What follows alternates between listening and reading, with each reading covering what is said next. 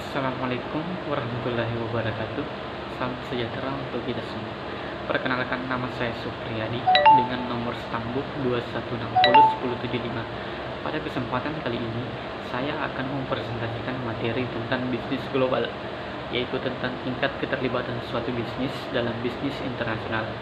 Ada beberapa tingkatan keterlibatan dalam bisnis internasional, antara lain ekspor dan impor, perusahaan internasional, dan perusahaan multinasional. Eksportir adalah perusahaan yang mendistribusikan dan menjual produk kepada suatu negara asing atau lebih.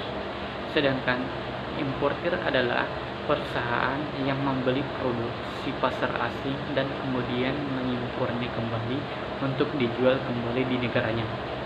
Kemudian perusahaan internasional.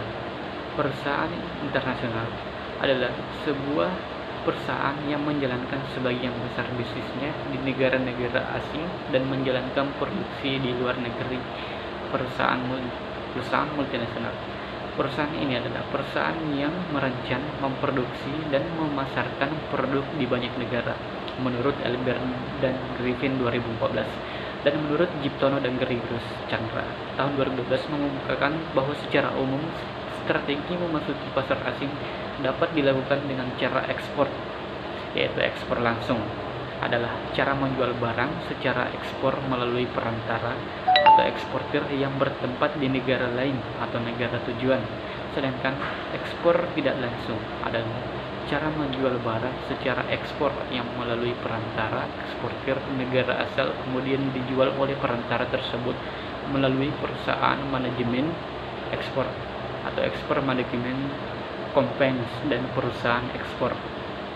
Kemudian ekspor bersama adalah suatu perusahaan yang menjalin kesepakatan kolaboratif dengan perusahaan lain untuk bekerja sama dalam riset, promosi, pengiriman, distribusi, atau aktivitas lainnya menyambut keperluan ekspor. Yang kedua, sistem kontraktual, yaitu kontrak manufakturing. Dalam sistem kontrak manufakturing, proses produksi dikontrakkan pada pemanufakturan lokal, namun pemasaran tetap dikendalikan perusahaan lisensi.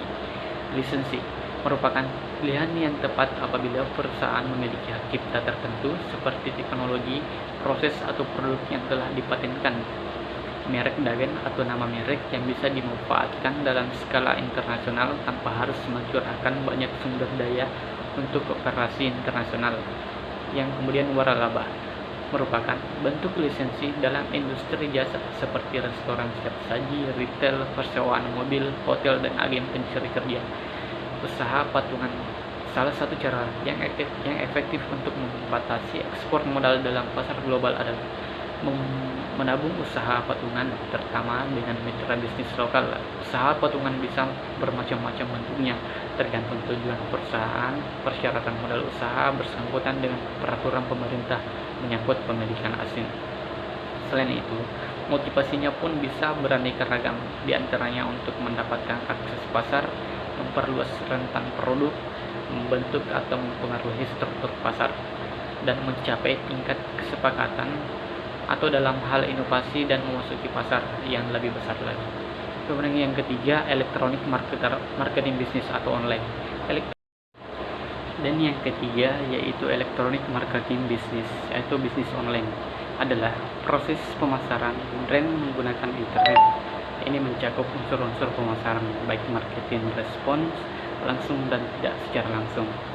Praktiknya pun menggunakan akan berbagai teknologi untuk membantu menghubungkan bisnis ke pelanggan.